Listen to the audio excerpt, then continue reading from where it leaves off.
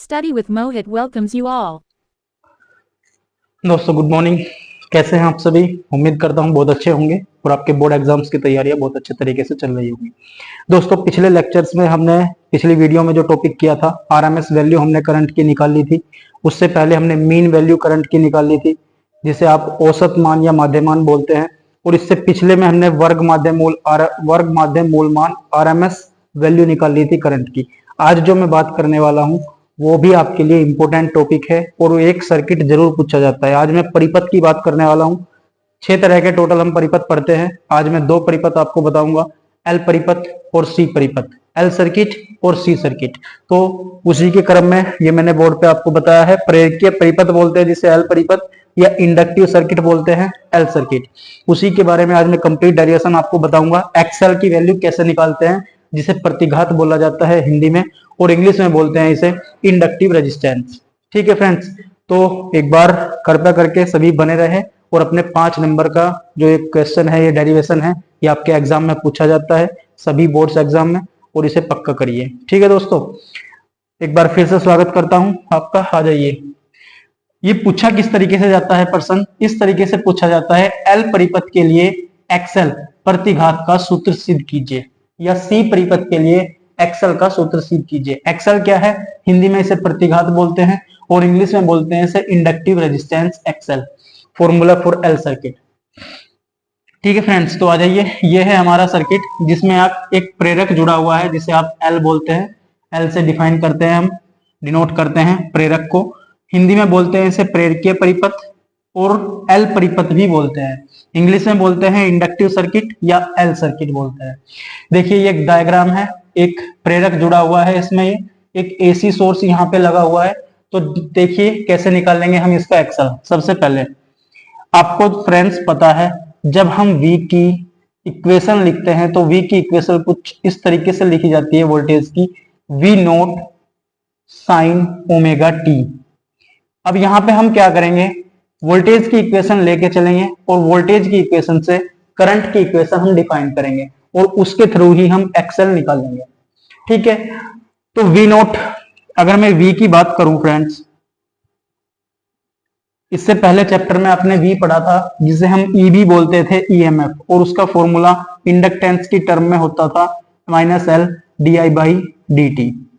जहां पे माइनस क्या था, सिर्फ जो आपका करंट था, आपकी धारा थी, उसका जो विरोध था, उस विरोध को ये माइनस साइन दिखाता था। तो हम यहाँ पे माइनस को नेग्लेक्ट भी कर सकते हैं, खाली V की value L D I by D T इस इक्वेशन में पुट करेंगे। अगर ये इक्वेशन फर्स्ट है तो पुट करिए जरा एक बार इसमें। सॉरी, ये आ जाएगा आपका L D I by D T is equal to V nought sine omega T. ठीक है फ्रेंड्स, यहां एल मल्टीप्लाई में है, इधर अपोन में जाएगा, ये हो जाएगा D I by D T is equal to V note upon L sine omega T. इस डी टी को भी इधर मल्टीप्लाई में ले जाइए, बन जाएगा D I by D T is equal to V nought sine omega T, upon में एल चल ही रहा है और डी टी यहां आ जाएगा। अब देखिए ये डी टी यहां से हट जाएगा, डी टी चला गया उधर मल्टीप्लाई में, तो ये ऐसी इक्वेशन आपकी बन जाएगी। अब क्या करेंगे आप, हमें पता है हमें आई की इक्वेशन निकालनी है, तो डी आई एक छोटी आई है, आई का छोटा हिस्सा दिया गया है यहाँ पे डी आई, तो हम इससे कंप्लीट आई कैसे निकाल सकते हैं? इससे पहले बहुत सारे डेरिवेशन में आपने पढ़ा है कि D I plus D I plus D I करके आप क्या निकाल सकते हैं, आई, और प्लस कैसे करते हैं, इंटीग्रेशन करके डी आई का। तो हम यहाँ पे क्या करेंगे, इंटीग्रेशन कर देंगे both side with respect to T. यहां लिखेंगे टेकिंग इंटीग्रेशन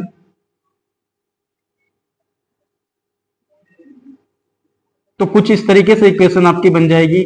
ये हो जाएगा D I is equal to V note upon L, एक कांस्टेंट है तो ये बाहर आ जाएगा, और integration sine omega T D T. ये इक्वेशन आपकी कुछ इस तरीके से यहाँ पे बन जाएगी।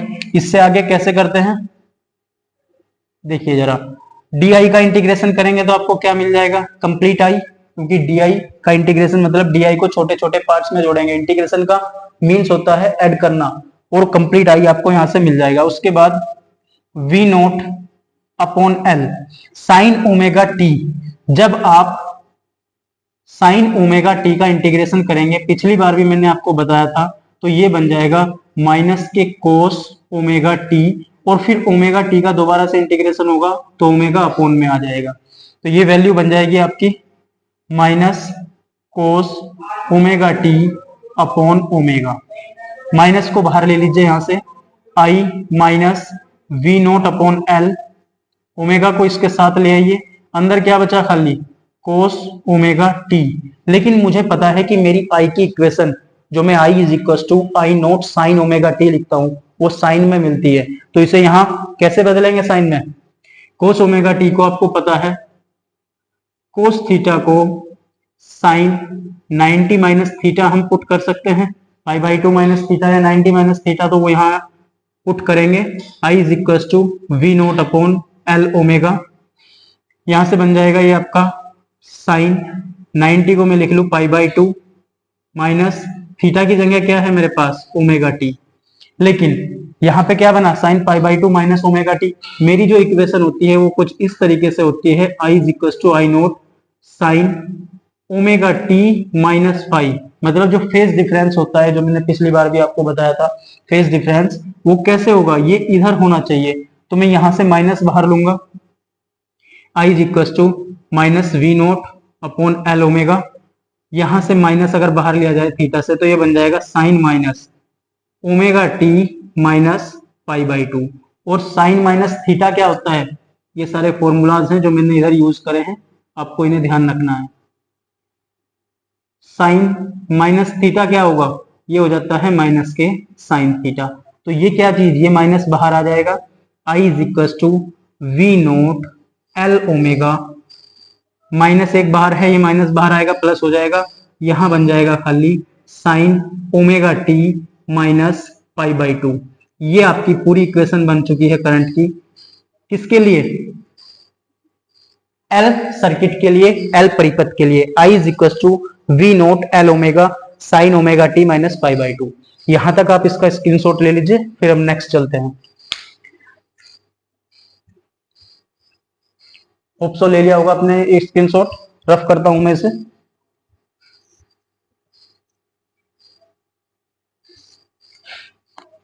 ये इक्वेशन यहां पे लिख लेता हूं मैं जो बनी है अभी, I is equal to V naught L omega sine omega T minus pi by 2।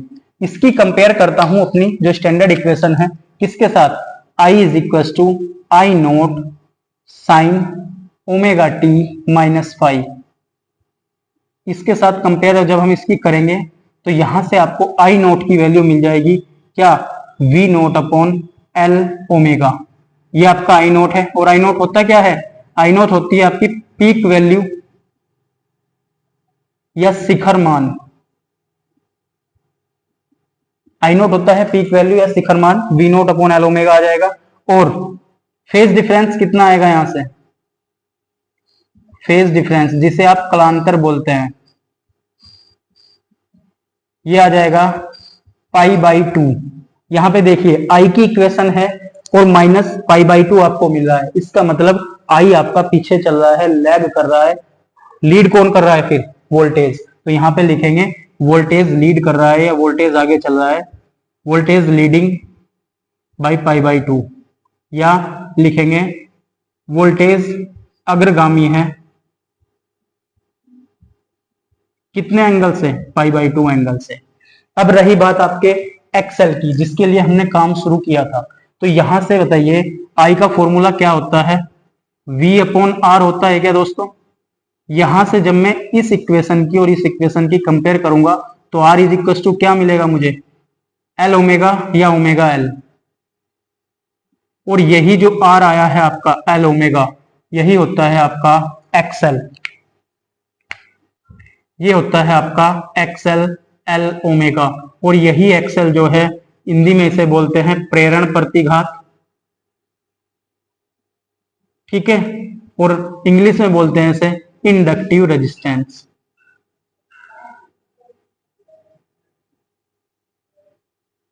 ये एक्सेल का फॉर्मूला हो गया आपका, X L is equal to L omega. ठीक है दोस्तों, यहां तक होप सो आपको समझ आया होगा। ये कंप्लीट एल सर्किट आपका पूरा हो चुका है। अगर मैं इसका ग्राफ बनाऊं यहाँ पे वोल्टेज का और करंट का, तो कुछ इस तरीके से बनेगा, क्योंकि करंट आपकी पीछे चल रही है π/2 से, तो ये आपका जो ग्राफ है ये वोल्टेज सॉरी ये करंट का हो जाएगा, क्योंकि करंट ऑलरेडी पीछे है, और यहां से आपकी वोल्टेज शुरू होगी कुछ इस तरीके से। तो ये जो ग्राफ है ये आपका वोल्टेज का ग्राफ हो जाएगा। ठीक है, तो ये आपका एल सर्किट कंप्लीट है। इसके आगे आप यहां तक स्क्रीनशॉट लीजिए, फिर हम सी सर्किट कंप्लीट करते हैं दोस्तों।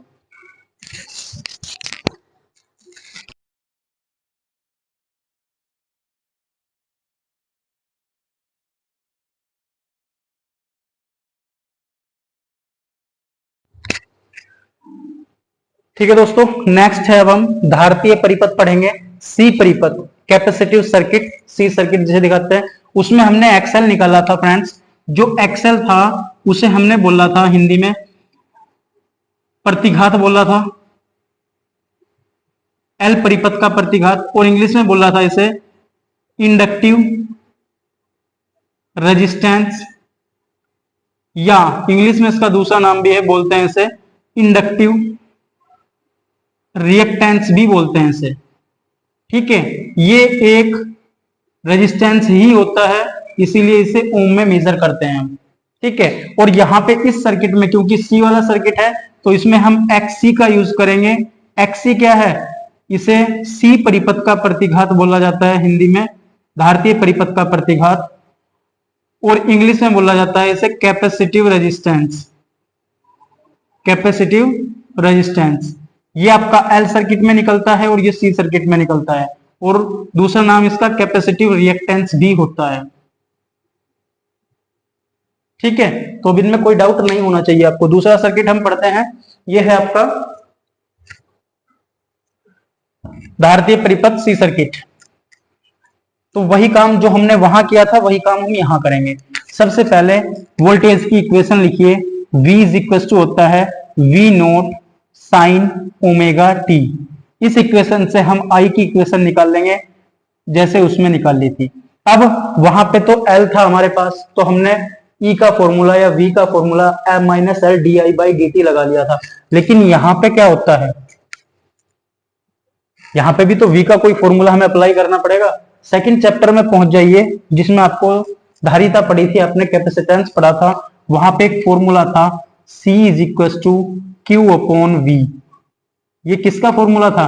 कैपेसिटेंस का या धारिता का फॉर्मूला था। इसी फॉर्मूले को मैं क्या ऐसे लिख सकता हूं, V इज इक्वल टू क्या हो जाएगा आपका Q/C। ये फॉर्मूला हम यहाँ पे यूज करेंगे V की जगह। जैसे वहां पे V का फॉर्मूला हमने यूज किया था -L di/dt, क्योंकि वहां पे मेरे पास इंडक्टेंस था, इंडक्टर लगा हुआ था, प्रेरक लगा हुआ था। लेकिन यहाँ पे क्या लगा हुआ है? संधारित्र लगा हुआ है, कैपेसिटर लगा हुआ है।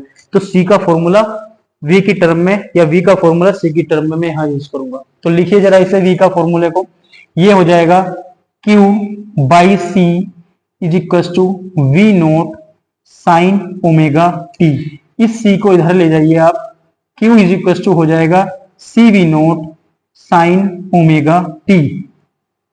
अब ये बना आपके पास, लेकिन मुझे तो I पे जाना है। I पे जाने के लिए क्या करना पड़ेगा? Q is equal to CV nought sine omega T तक तो मैं पहुंच गया। लेकिन अगर मुझे I पे जाना है फ्रेंड्स, आपने एक ये फॉर्मूलाज जो मैं यहाँ बताने वाला हूँ आपको, इन्हें ध्यान रखिएगा। एक पढ़ा होगा कि जब हम dx/dt करते हैं, जहां पे x क्या है? डिस्प्लेसमेंट है, विस्थापन है, तो ये बनता है आपका वेलोसिटी के इक्वल v के। और जब हम dθ/dt करते हैं, ये एंगुलर मोमेंटम जो है आपका, एंगुलर डिस्टेंस सॉरी, ये एंगुलर डिस्प्लेसमेंट है। और जब इसका d/dt करते हैं तो ये आपको मिलता है ओमेगा के इक्वल, जो है आपकी एंगुलर वेलोसिटी, कोणीय वेग। ये आपका सिंपल रेखीय वेग था। और अगर हम dq/dt करते हैं, q का टाइम के सापेक्ष में दर, बदलने की दर, वही होती है आपकी I। ये चीज आपको यहां बनानी पड़ेगी। q है आपके पास, लेकिन d/dt करना पड़ेगा, तभी आप I तक पहुंचेंगे। वहां क्या था? आपके पास di था, तो di का इंटीग्रेशन किया तो आप I तक पहुंच चुके थे। लेकिन यहाँ पे आपके पास क्या है? खाली q। तो अगर हम q का डिफरेंशिएशन कर दें t के रेस्पेक्ट में, dq/dt बनेगा, तो इसे आप फिर I लिख सकते हैं। ठीक है, तो चलिए लिखते हैं फटाफट। यहां लिखेंगे दोनों तरफ अवकलन करने पर इंग्लिश वाले लिखेंगे taking differentiation on both side with respect to T, T के सापेक्ष। हिंदी में मैं लिख रहा हूं यहाँ पे, इंग्लिश में मैं अपने मुंह से बोल रहा हूं, तो इंग्लिश वाले बच्चे सुनते रहें। नेक्स्ट ये हो जाएगा D Q by D T is equal to C V nought, तो एक कांस्टेंट है ये तो बाहर आ जाएगा, और डी बाई डी टी किसका आ जाएगा आपका साइन ओमेगा टी का। तो D Q by D T को मैं लिख सकता हूं आई, ये बन जाएगा सी वी नोट, और जब हम डिफरेंशिएशन करते हैं किसका sine D by D T sine omega T जब हम करेंगे तो साइन का डिफरेंशिएशन आएगा कोस ओमेगा टी, लेकिन उसके साथ में ओमेगा टी का भी होगा तो फिर इंटू ओमेगा भी आएगा। तो मैं इसे ऐसे लिख दूं into omega into cos omega T, I is equal to बन जाएगा C V naught omega cos omega T. लेकिन मुझे तो साइन में इक्वेशन चाहिए क्योंकि मेरी इक्वेशन आई की साइन में होती है, तो कोस को साइन में कैसे बदलेंगे, आई इज इक्वल टू लिखेंगे सी वी नोट ओमेगा, ये बन जाएगा आपका sine pi by 2 plus omega T sine 90 plus theta, और इसे थोड़ा सा उल्टा करके लिख देंगे प्लस में, क्योंकि हमारी इक्वेशन जो बनती है ओमेगा टी प्लस पाई बनती है, तो ये हो जाएगा sign omega T plus pi by 2, ये आपकी पूरी इक्वेशन है। लेकिन यहाँ पे एक दिक्कत है, अभी दिक्कत क्या है मैं अभी आपको समझाऊंगा। दिक्कत ये है कि वी नोट आई नोट तो मुझे मिल जाएगा यहाँ से, लेकिन जब मैं आर निकाल लूंगा एक्स सी निकाल लूंगा तो वो नहीं मिलेगा, क्योंकि अपॉन में तो कुछ है ही नहीं, इसके वन है, वन हो जाएगा। तो इसीलिए मुझे इसे मैं क्या ऐसे मॉडिफाई लिख सकता हूँ, मॉडिफाई करके खाली ऊपर वी नोट रखेंगे, क्योंकि मुझे I is equal to V R V upon R बनाना है। तो मैं करूंगा इसे वी नोट ऊपर, और इसे ऐसे लिख लू क्या वन अपॉन ओमेगा सी लिख सकते हैं हम इसे ऐसे, कैसे देखिए, अगर मैं वी नोट है V note upon one omega C करूंगा तो बीच बीच की मल्टीप्लाई साइड साइड की मल्टीप्लाई, क्या मिलेगा मुझे वी नोट ओमेगा सी, वापस से वही तो मिल गया जो लेके चले थे हम। तो मैं इसे ऐसे लिख सकता हूं, और ये बन जाएगा आपका साइन ओमेगा टी प्लस 5/2। ये है आपकी कंप्लीट इक्वेशन आई की, किसके लिए, सी सर्किट के लिए। अब इसकी कंपेयर कर देते हैं किसके साथ, I is equal to I naught sine omega T plus 5 के साथ। तो यहां से आई नोट की वैल्यू आपको मिल जाएगी V note upon 1 upon omega C, ये आपकी आई नोट की वैल्यू हो जाएगी। और phase difference phi is equal to कितना हो जाएगा पाई बाई 2। अब की बात यहाँ पे प्लस है इक्वेशन में, इसका मतलब आई आपकी लीड कर रही है, आई आगे चल रही है वोल्टेज से, कितना आगे चल रही है पाई बाई 2 आगे चल रही है। ग्राफ अभी दिखाऊंगा मैं आपको। लेकिन यहाँ पे एक जब इसकी आई नोट की कंपेयर हम करते हैं I is equal to V upon R के साथ, तो आर क्या मिल जाएगा आपको, आर मिल जाएगा 1 अपॉन ओमेगा सी।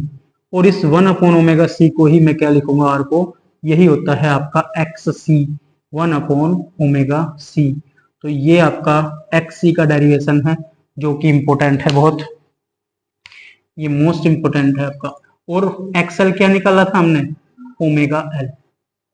ये दोनों डेरिवेशन आपके यहाँ कंप्लीट होते हैं। अगर मैं इसके ग्राफ की बात करूं, वहां पे आपका वोल्टेज आगे चल रहा था, इसका भी स्क्रीनशॉट आप ले सकते हैं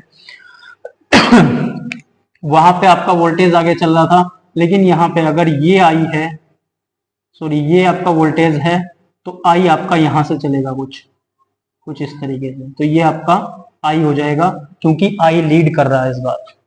ठीक है फ्रेंड्स, ये दोनों डेरिवेशन आपके मोस्ट इंपोर्टेंट हैं, पूछे जाते हैं एग्जाम में, तो आप इन्हें तैयार कर लीजिएगा। और उम्मीद करता हूं आपको बहुत अच्छे तरीके से समझ आया होगा दोस्तों। ठीक है, और वीडियो को लाइक शेयर और चैनल को सब्सक्राइब कीजिएगा। थैंक यू सो मच दोस्तों, thank you for watching and keep watching. और कमेंट जरूर करिएगा एक प्यारा सा। Thank you.